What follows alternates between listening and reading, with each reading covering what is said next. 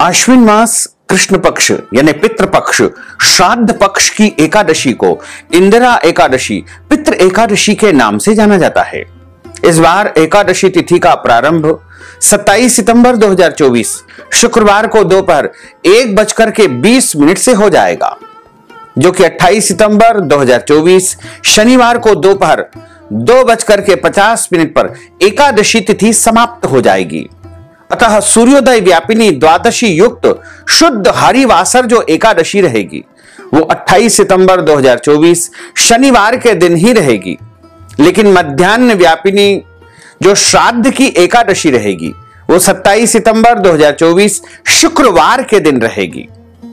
अतः आप एकादशी का श्राद्ध यदि करना चाहते हैं तो 27 सितंबर 2024 शुक्रवार के दिन आपको श्राद्ध कर्म करना चाहिए, तथा इंदिरा एकादशी पितृ एकादशी का जो व्रत है वो 28 सितंबर 2024 शनिवार के दिन ही किया जाएगा और इस एकादशी व्रत का पारणा 29 सितंबर 2024 रविवार को सुबह 6:16 से लेकर के 8:16 तक आपको करना चाहिए। भक्तजनों, माताओं, बहनों, सादर जय श्री कृष्ण।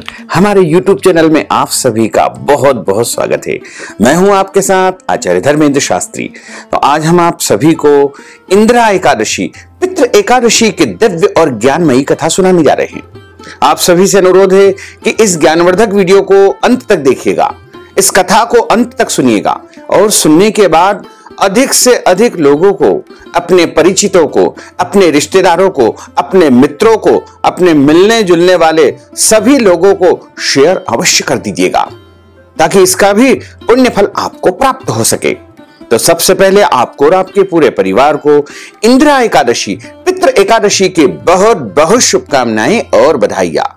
भगवान श्री हरि लक्ष्मी नारायण जी का भरपूर आशीर्वाद आप सभी के जीवन पर सदैव बना रहे।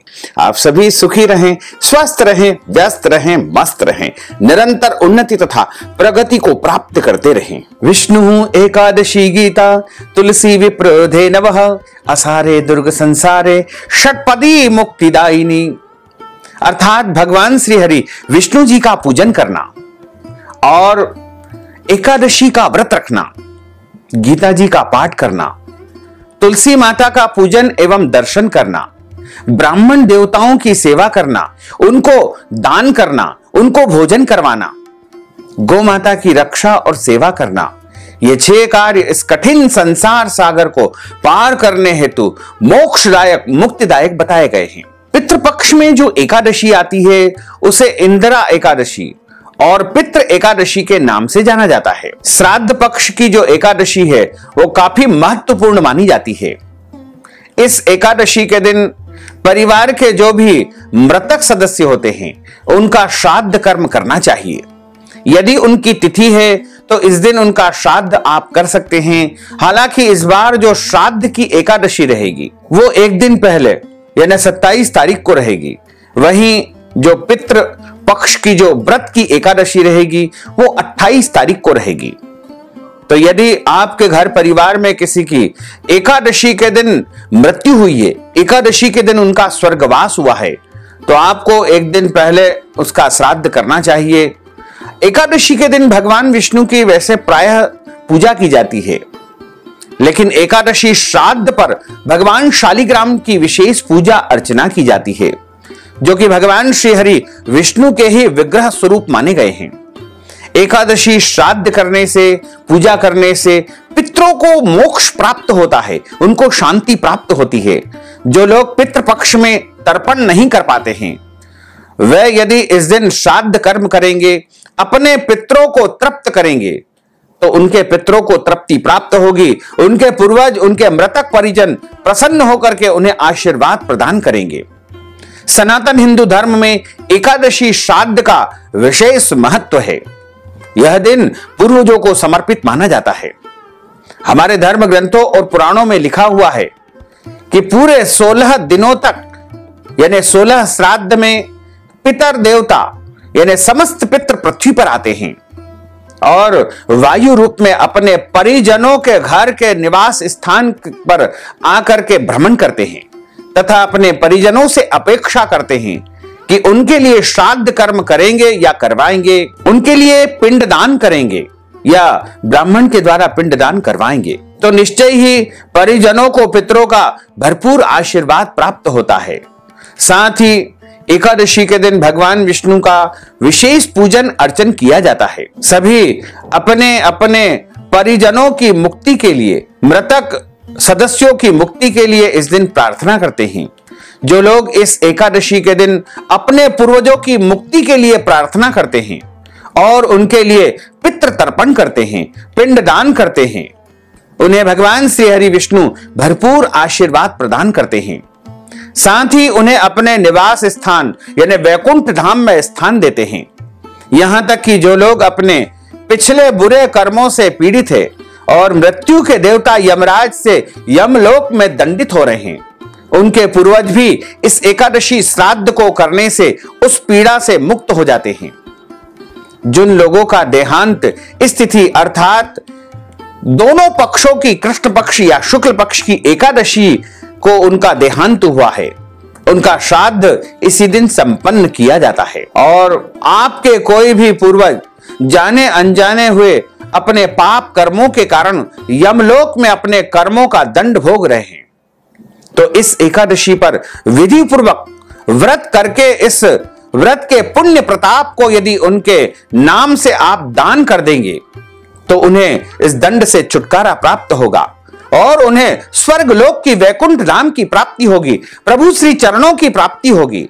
इस दिन व्रत रख करके श्राद्ध कर्म करने से पितरों के देवता आर्यमा और भगवान विष्णु प्रसन्न होते हैं। इस एकादशी का व्रत रखने और श्राद्ध कर्म करने से मनुष्य के जीवन में जो जो भी कष्ट होते हैं, संकट होते हैं, वो समाप्त हो जाते हैं, कर्ज से मुक्ति प्राप्त होती है और जो भी आपकी मनोकामनाएं होती है वो पूर्ण हो जाती है। इस एकादशी के दिन कोई मनुष्य यदि तिल और गुड़ मिलाकर के उसका पिंडदान करता है, अपने पितरों का नाम और गोत्र लेकर के पिंड बना करके यदि दान करता है, तो उसके पितरों का मोक्ष हो जाता है और उसके घर परिवार के पितृ दोष समाप्त हो जाते हैं। आपको एक मुट्ठी काले तिल लेना है और उसमें एक मुट्ठी गुड़ लेना है, दोनों को अच्छी प्रकार से मिश्रण करके एक लड्डू बना लीजिएगा और हाथ के मध्य भाग में थोड़ा सा जल डाल करके उस गुड़ और तिल के लड्डू को रख लीजिएगा, जिसे पिंड कहा जाता है। और रखने के बाद अपने पितरों का नाम और गोत्र यदि याद है तो वो उच्चारित कर लीजिएगा और दक्षिण दिशा की तरफ उसको छोड़ दीजिएगा। पृथ्वी पर छोड़ने के बाद उसको उठा करके आप कभी भी सुबह, शाम में, रात में, दिन में, अगले दिन गौ माता को उस गुड़ और तिल के लड्डू को खिला दीजिएगा।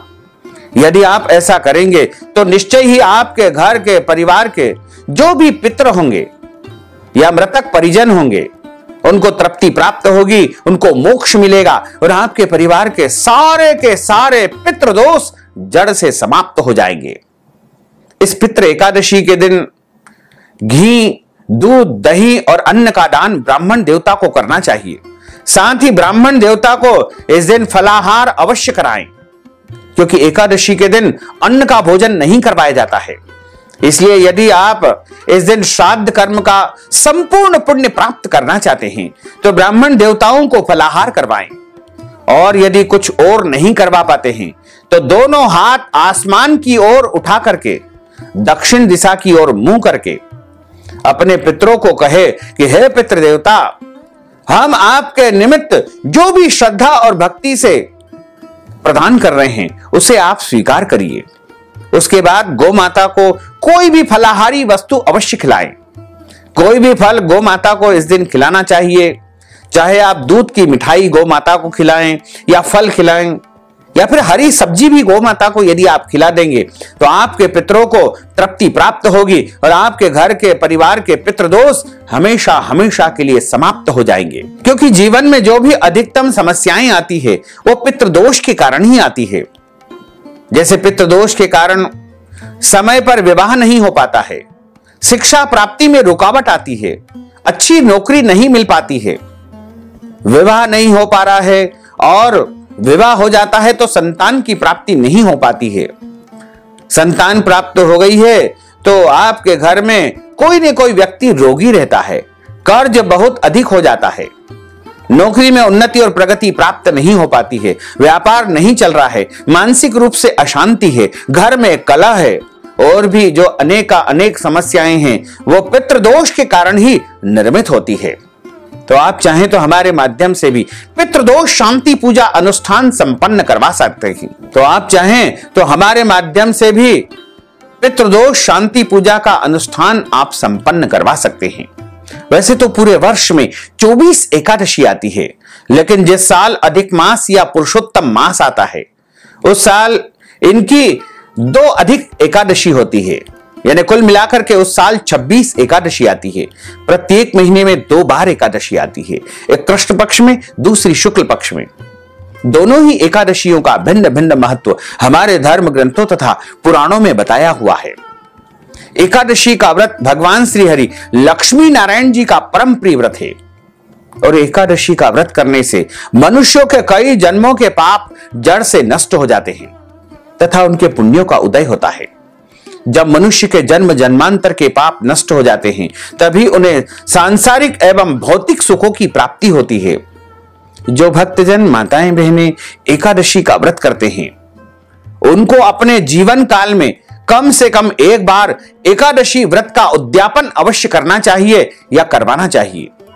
यदि आप चाहें तो किसी देवालय में, शिवालय में, मंदिर में, आश्रम में भी एकादशी व्रत का उद्यापन करवा सकते हैं।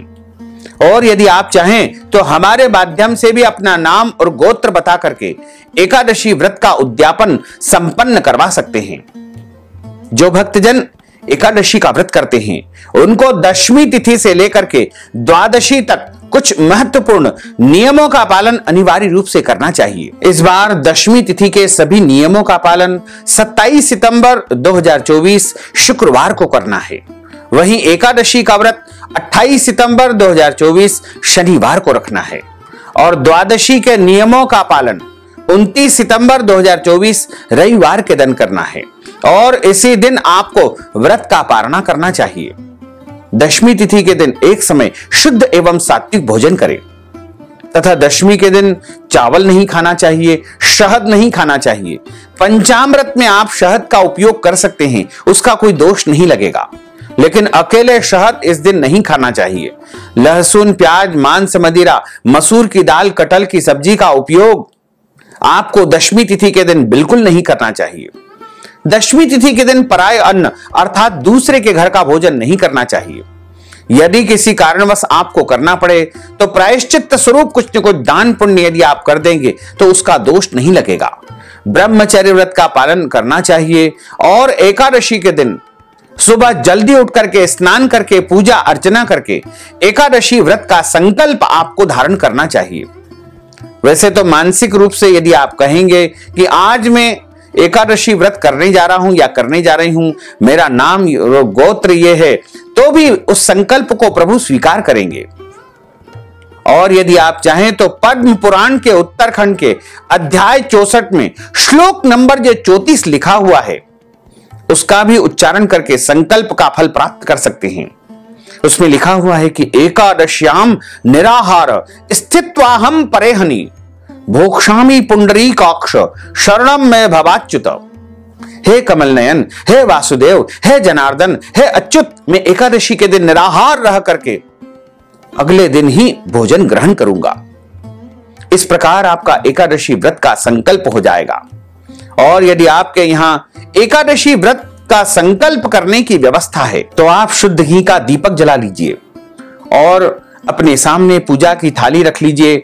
उसमें जौ, तिल, पीला पुष्प, कुछ दक्षिणा, शुद्ध जल, पवित्र जल रख लीजिए और कुछ पैसे वहां पर रख करके और एक सुपारी रख करके हाथ की मुद्रा को इस प्रकार करके हाथ के मध्य भाग में जल रखे, उसमें सुपारी रखे, कुछ पैसे रखे, पीला पुष्प रखे। अक्षत का उपयोग, अक्षत यानी चावल का उपयोग इस दिन नहीं किया जाता है, इसलिए अक्षत के स्थान पर आप जौ या तिल का उपयोग कर सकते हैं।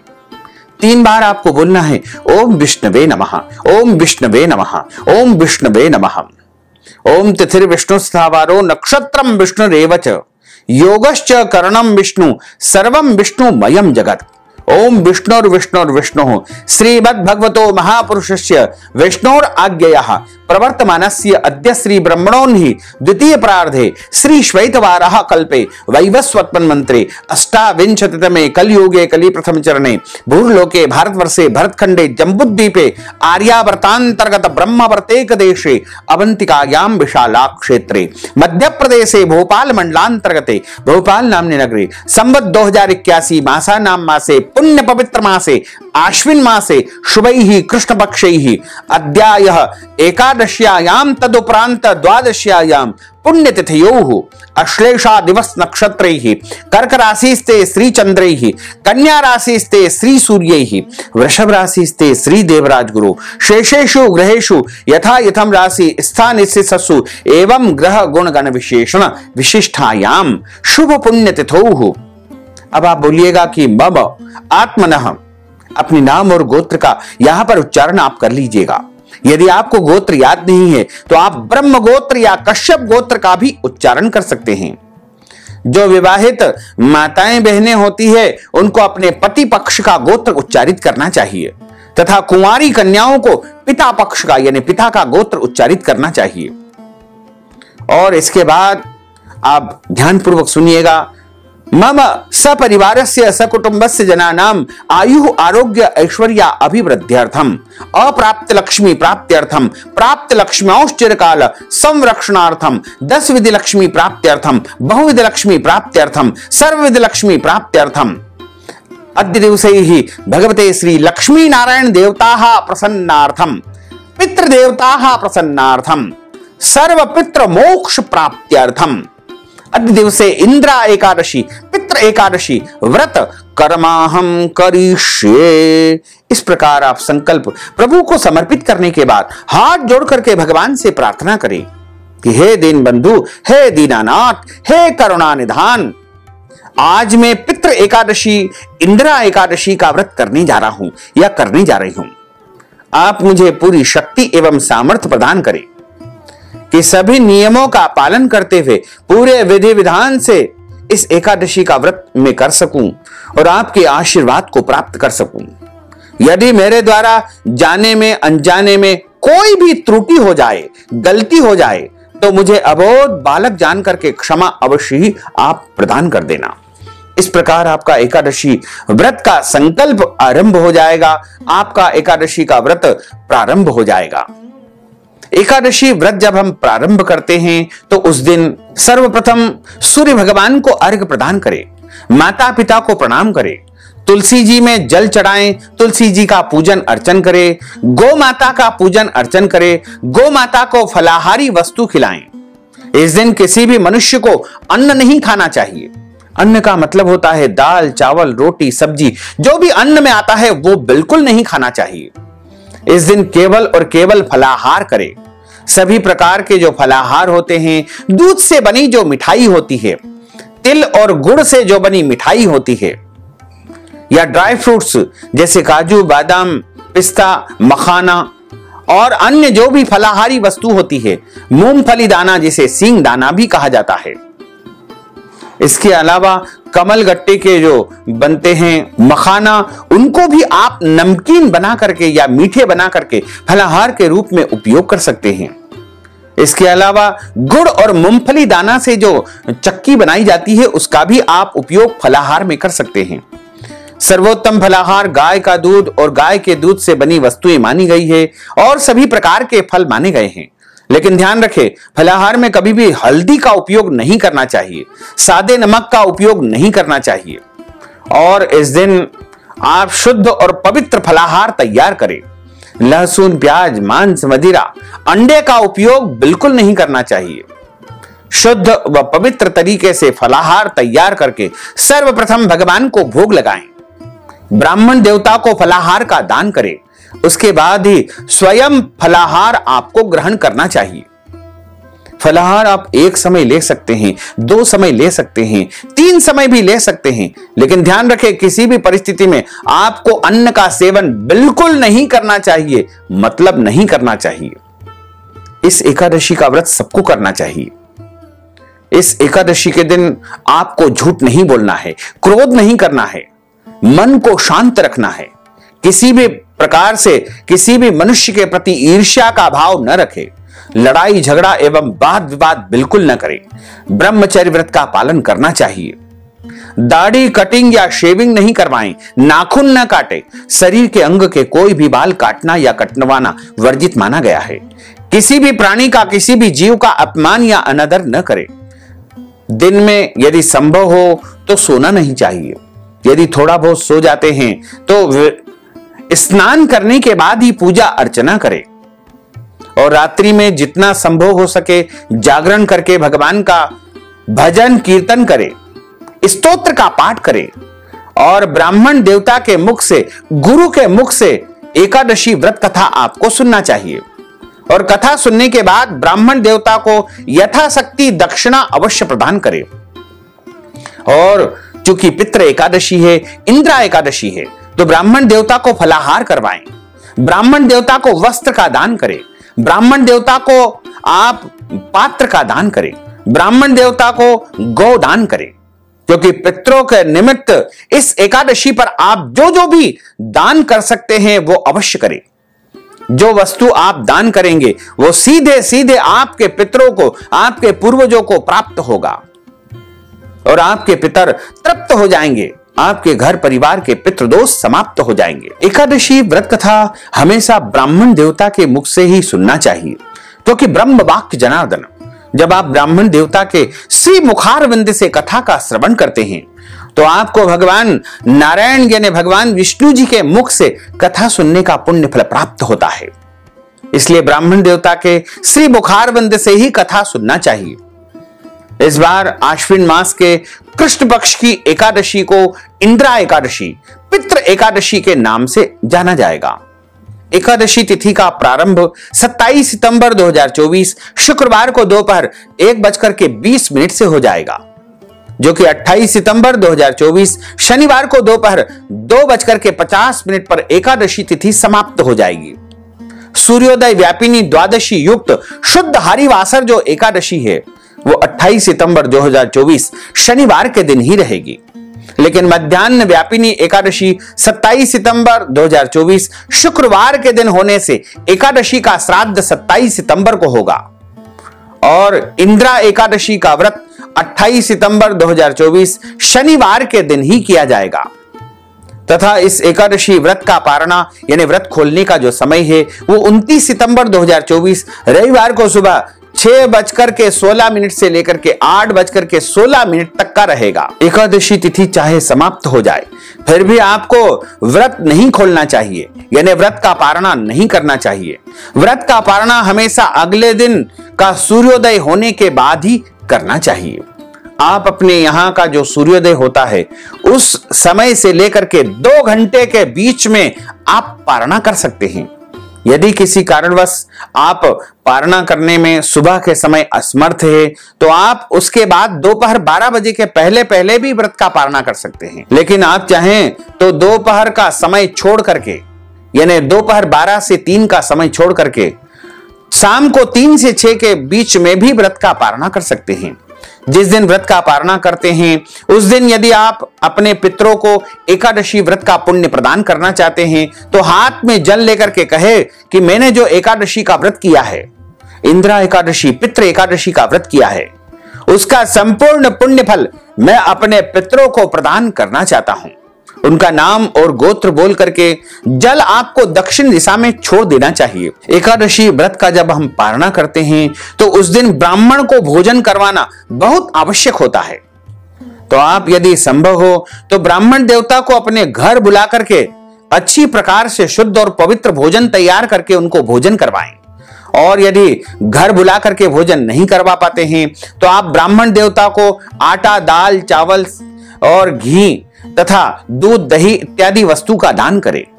और वस्तु भी आप दान नहीं कर पाते हैं तो ब्राह्मण भोजन के लिए नगद धन राशि यदि आप ब्राह्मण देवता को प्रदान कर देंगे तो निश्चय ही आपको द्वादशी पर पारणा करने का, ब्राह्मण भोजन करवाने का संपूर्ण पुण्य फल अवश्य ही प्राप्त हो सकेगा। क्योंकि यह पितृ एकादशी है, इंदिरा एकादशी है, और इसमें तो आपको ब्राह्मण देवता को फलाहार भी करवाना है और ब्राह्मण भोजन भी करवाना है, क्योंकि जो जो भी आप कर्म करेंगे वो सीधा सीधा आपके पितरों को प्राप्त होगा, और जब पितरों को प्राप्त होगा तो उनको तृप्ति मिलेगी, और उनको तृप्ति जब मिलेगी तो आपके घर परिवार के पितृदोष समाप्त हो जाएंगे।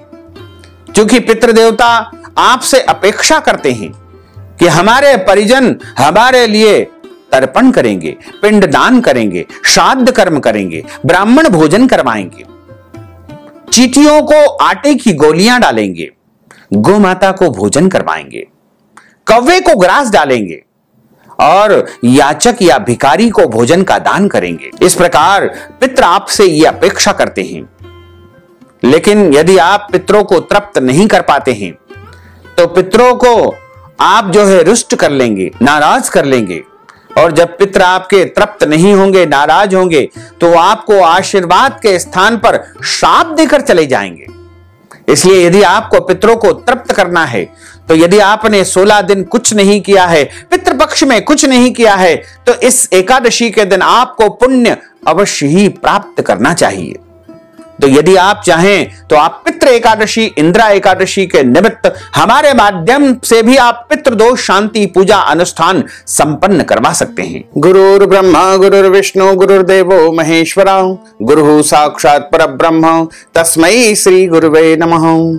श्री अखंड मंडलाकारं व्याप्तं येन चराचरं तत्पदं दर्शितं येन तस्मै श्री गुरुवे नमः। कृष्णाय वासुदेवाय हरये परमात्मने प्रणतः क्लेशनाशाय गोविंदाय नमो नमः।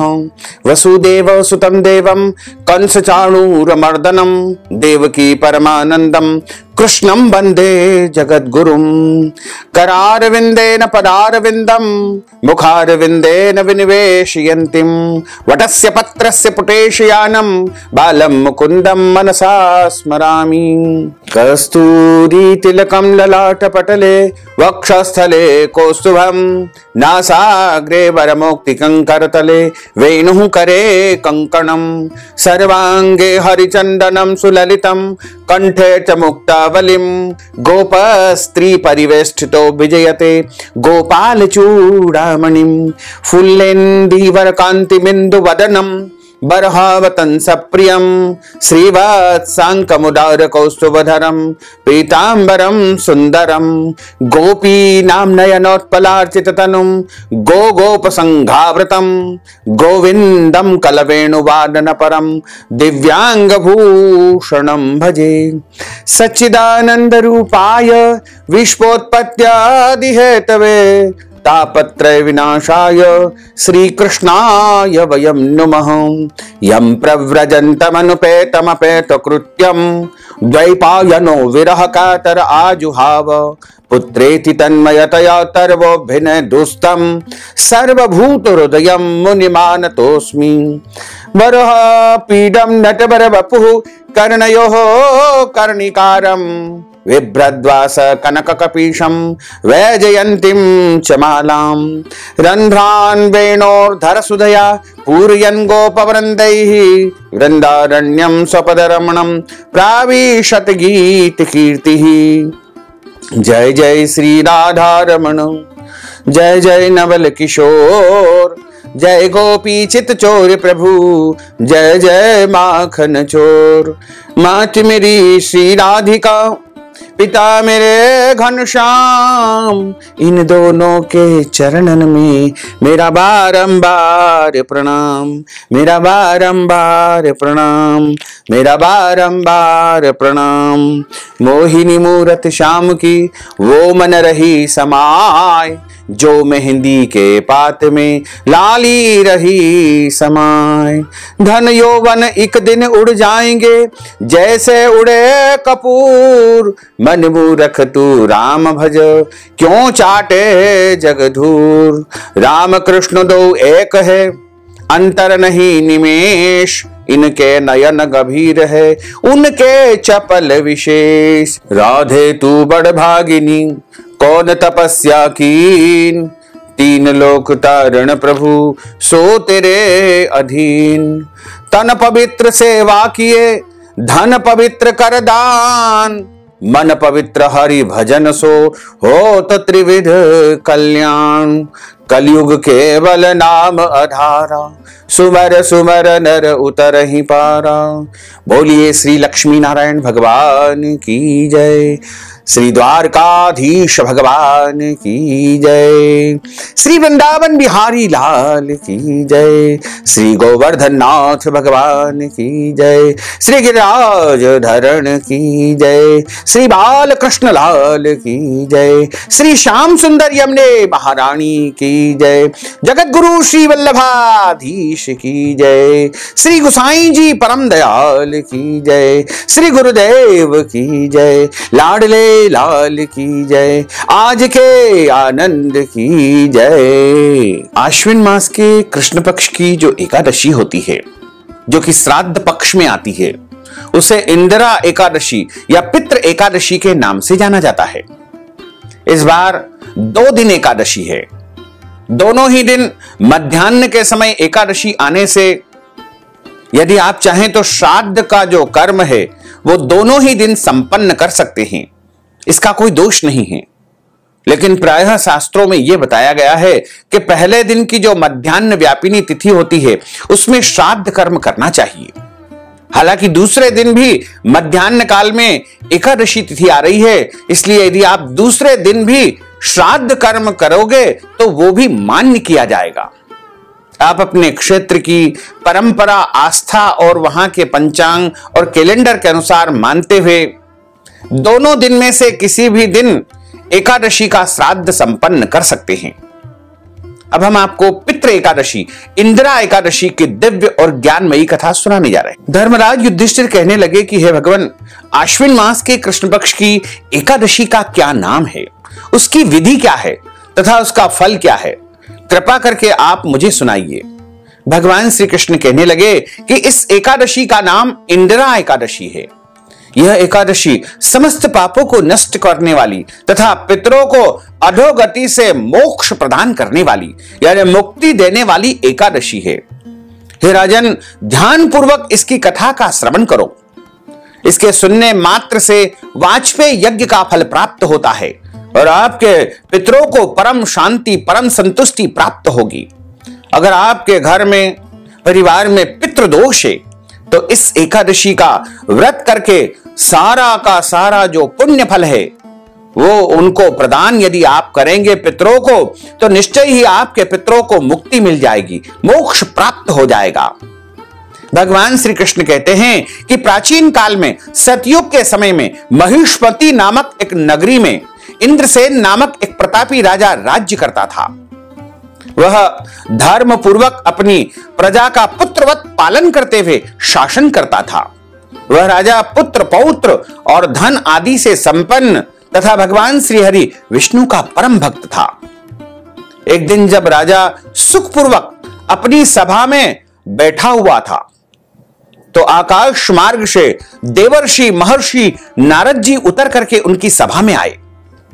राजा ने उन्हें देखते ही हाथ जोड़ करके खड़े होकर के प्रणाम किया और विधि पूर्वक देवर्षि महर्षि नारद जी को आसन पर बैठाया, उनका स्वागत किया, सत्कार किया, आसन दिया, अर्घ्य प्रदान किया।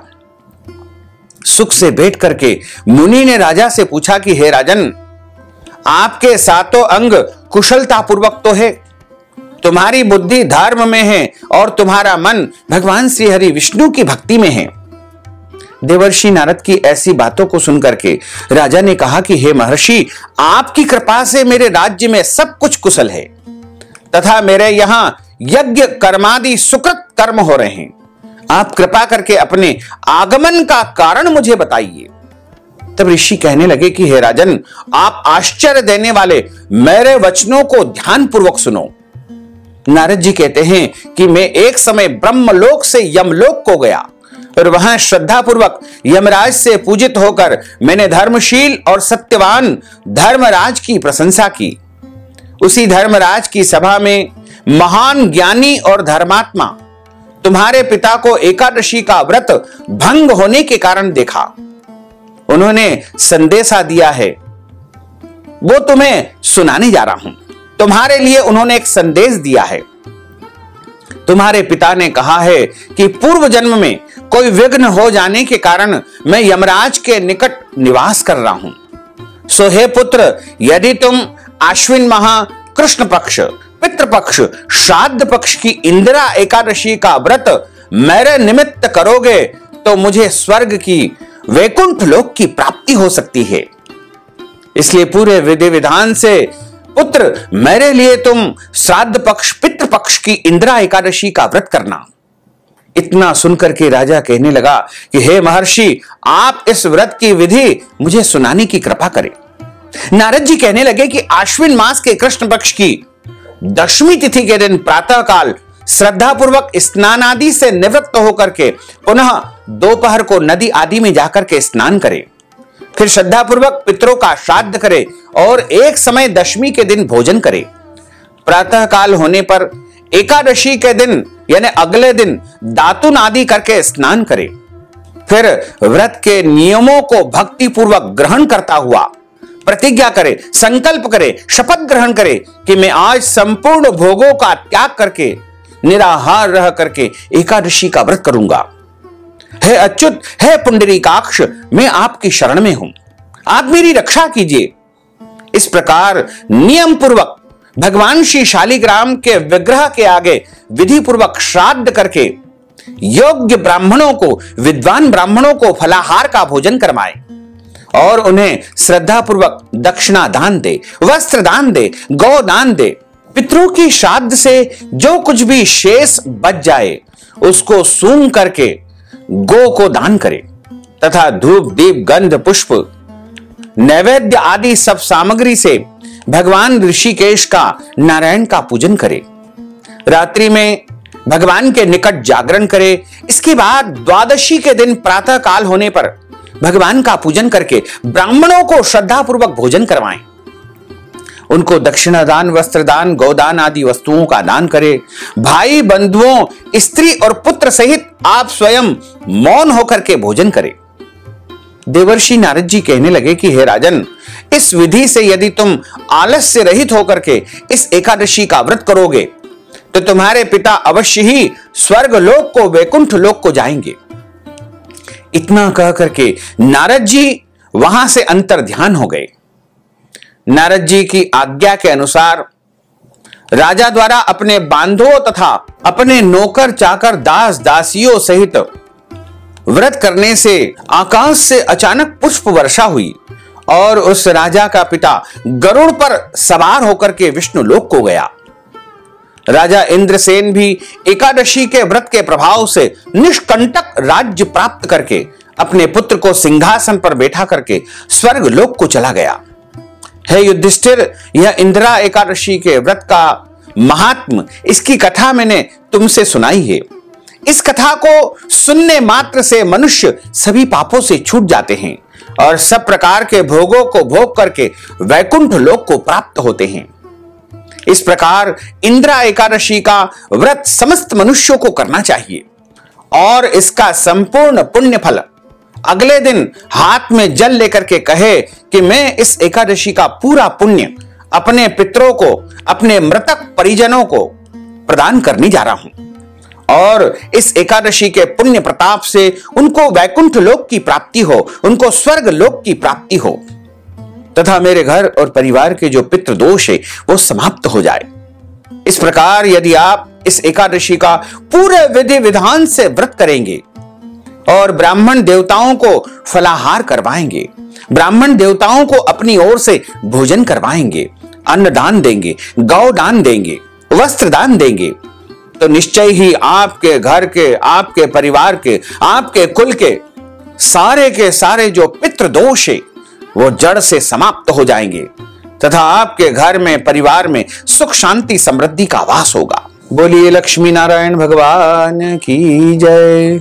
अच्युतं केशवं राम नारायणं कृष्ण दामोदरं वासुदेवं हरे श्रीधरं माधवं गोपिका वल्लभं श्री जानकी नायकं श्री रामचंद्रं भजे जानकी मनोहरं सर्वलोक नायकं श्री शंकरादि सेवितं पुण्य नाम कीर्तनं श्री राम राम राम राम राम नाम तायकं राम कृष्ण वासुदेवा भक्ति मुक्तिदायकं राम कृष्ण वासुदेवा भक्ति मुक्तिदायकं हरे राम राम राम हरे हरे हरे कृष्ण कृष्ण कृष्ण हरे हरे श्री कृष्ण गोविंद हरे मुरारे है नाथ नारायण वासुदेवा है नाथ नारायण वासुदेवा है नाथ नारायण वासुदेवा है नाथ नारायण वासुदेवा।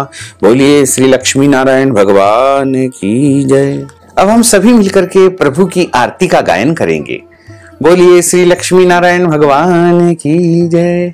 ओम जय जगदीश हरे स्वामी जय जगदीश हरे भक्त जनों के संकट दास जनों के संकट बंसी वाला दूर करे। ओम जय जगदीश हरे जो ध्यावे फल पावे दुख बिन से मन का स्वामी दुख बिन से मन का सुख संपत्ति घर आवे सुख संपत्ति घर आवे कष्ट मिटे तन का। ओम जय जगदीश हरे मात पिता तुम मेरे शरण गहूँ में किसकी स्वामी शरण गहूँ में किसकी तुम बिना और न दूजा प्रभु बिना और न दूजा आस करूँ मैं किसकी। ओम जय जगदीश हरे तुम पूर्ण परमात्मा तुम अंतरयामी स्वामी तुम अंतरयामी पार ब्रह्म परमेश्वर तुम सबके स्वामी। ओम जय जगदीश हरे तुम करुणा के सागर तुम पालन करता स्वामी तुम पालन करता मैं सेवक तुम स्वामी मैं सेवक तुम स्वामी कृपा करो भरता। ओम जय जगदीश हरे तुम हो एक अगोचर सबके प्राणपति स्वामी सबके प्राणपति किस विध मिलहूँ दयामय किस विध मिलहूँ दयामय तुमको मैं सुमति। ओम जय जगदीश हरे दीन बंधु दुख हरता तुम ठाकुर मेरे स्वामी तुम रक्षक मेरे अपने हाथ उठाओ अपनी शरण लगाओ द्वार पड़ा तेरे। ओम जय जगदीश हरे विषय विकार मिटाओ पाप हरो देवा स्वामी पाप हरो देवा श्रद्धा भक्ति बढ़ाओ श्रद्धा प्रेम बढ़ाओ संतन की सेवा। ओम जय जगदीश हरे तन मन धन सब कुछ है तेरा स्वामी सब कुछ है तेरा तेरा तुझको अर्पण तेरा तुझको अर्पण क्या लागे मेरा। ओम जय जगदीश हरे पूर्ण ब्रह्म की आरती जो कोई नर गावे स्वामी जो कोई नर गावे कहत शिवानंद स्वामी जपत हर हर स्वामी मन वांछित फल पावे। ओम जय जगदीश हरे जय जगदीश हरे स्वामी जय जगदीश हरे मोहन जय जगदीश हरे भक्त जनों के संकट दास जनों के संकट बंसी वाला दूर करे। ओम जय जगदीश हरे ओम कर्पूरगौरम करुणावतारम संसारसारम भुजगेन्द्रहारम सदा वसंतम हृदयारविंदे भवम भवानी सहितम नमामि। मंदारमालांकुलितालकाये कपालमालांकितशेखराये दिव्यांबराये च दिगंबराये नमः शिवायै च नमः शिवायै आरार्तिक्यं समर्पयामि नमो नमः। अथ मंत्र पुष्पांजलिः। हरिः ओम मा यज्ञेन यज्ञमय जन्त देवास्तानि धर्माणि प्रथमान्यासन्न तेह नाकं महिमानः सचन्त्रे अत्र पूर्वे साध्याः सन्ति देवाः। ओम राजाधिराजाय प्रसय्य साहिने नमो वयं वैश्रवणाय कुर्महे समे कामान् काम कामाय मह्यं कामेश्वरो वैश्रवणो दधातु कुबेराय वैश्रवणाय महाराजाय नमः। ओम स्वस्ति साम्राज्यं भोज्यं स्वराज्यं वैराज्यं पारमेष्ठ्यं राज्यं महाराजमाधिपत्यमय्यं समन्तपर्यायै स्यात् सार्वभौमः सर्वायुष अन्तार्धा परार्धात् पृथिव्यै समुद्रपर्यन्ताय एकराडिति तदप्येष श्लोकोऽभिहितो मरुतः परिवेष्टारो मरुतस्यावसान् ग्रहे आविक्षितस्य कामप्रेर्विश्वे देवा सभासदैति। ओम विश्व तच्चक्षुत विश्रुतो मुखो विश्रुतो बाहुर्त विश्वस्वात् संबाहुभ्यां धमति संपतत्रेर्द्या वा भूमिं जनयन् देव एकः। ओम एकदन्ताय विद्महे वक्रतुण्डाय धीमहि तन्नो दन्तिः प्रचोदयात् आदिशक्ति च विद्महे जगन्माताय धीमहि तन्नो शक्तिः प्रचोदयात् तत्पुरुषाय विद्महे महादेवाय धीमहि तन्नो रुद्रः प्रचोदयात्। ओम महालक्ष्म्यै च विद्महे विष्णुपत्न्यै च धीमहि तन्नो लक्ष्मीः प्रचोदयात्। ओम नारायणाय विद्महे वासुदेवाय धीमहि तन्नो विष्णुः प्रचोदयात्। ओम क्लीं कृष्णाय विद्महे दामोदराय धीमहि तन्नो श्रीकृष्णः प्रचोदयात्। ओम सांगाय सपरिवाराय सायुधाय सशक्तिकाय सवाहनाय सगणाय भगवते श्रीकृष्णचंद्र परमात्मने नमो नमः। मंत्र पुष्पांजलिं समर्पयामि नाना सुगंध पुष्पाणि यथा कालोद्भवानि च पुष्पांजलिं मया दत्तं गृहाण परमेश्वर। मंत्र पुष्पांजलिं समर्पयामि नमो नमः। अथ क्षमा प्रार्थना। मंत्रहीनं क्रियाहीनं भक्तिहीनं सुरेश्वर यत्पूजितं मया देवः परिपूर्णं तदस्तु मे। आवाहनं न जानामि विसर्जनं पूजाञ्चैव न जानामि क्षम्यतां परमेश्वर क्षम्यतां परमेश्वर क्षम्यतां परमेश्वर। त्वमेव माताश्च पिता त्वमेव बन्धुश्च सखा त्वमेव विद्या द्रविणं त्वमेव सर्वं मम देव त्वमेव सर्वं मम देव। पापोऽहं पापकर्माहं पापात्मा पाप संभव त्राहि मां पार्वतीनाथ सर्व पाप हरो हर। त्राहि मां लक्ष्मीनाथ सर्व पाप हरो हर। त्राहि मां राधिकानाथ सर्व पाप हरो हर। बोलिए श्री लक्ष्मी नारायण भगवान की जय। श्री द्वारकाधीश भगवान की जय। श्री वृंदावन बिहारी लाल की जय। श्री गिरिराज धरण की जय। श्री बालकृष्ण लाल की जय। श्री श्याम सुंदर यमुने महारानी की जय। जगत गुरु श्री वल्लभाधीश की जय। गुसाई जी परम दयाल की जय। गुरुदेव की जय। धर्म की जय हो अधर्म का नाश हो प्राणियों में सद्भावना हो विश्व का कल्याण हो। सनातन धर्म की जय हो गौ माता की जय हो नगर बस्ती की जय हो। आज के आनंद की जय हो कल के आनंद की जय हो परसों के आनंद की जय हो बरसों बरसों के आनंद की जय हो।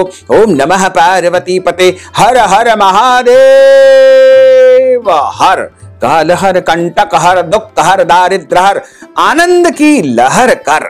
भक्तजनों माताओं बहनों यदि आप इंदिरा एकादशी पितृ एकादशी के निमित्त कथा की दक्षिणा प्रदान करना चाहते हैं ब्राह्मण देवताओं को फलाहार करवाना चाहते हैं ब्राह्मण देवताओं को अन्नदान वस्त्रदान गौदान करना चाहते हैं या फिर कोई भी दान पुण्य आप पितृ एकादशी इंदिरा एकादशी के निमित्त करके अपने पितृ देवताओं को तृप्त करना चाहते हैं तो आप अपना नाम और गोत्र हमें व्हाट्सएप के माध्यम से भेजें।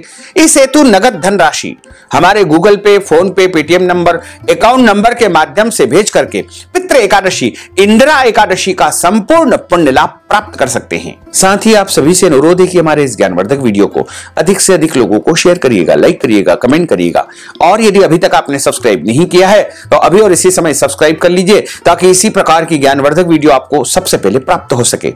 आपको और आपके पूरे परिवार को सादर जय श्री कृष्ण सादर धन्यवाद।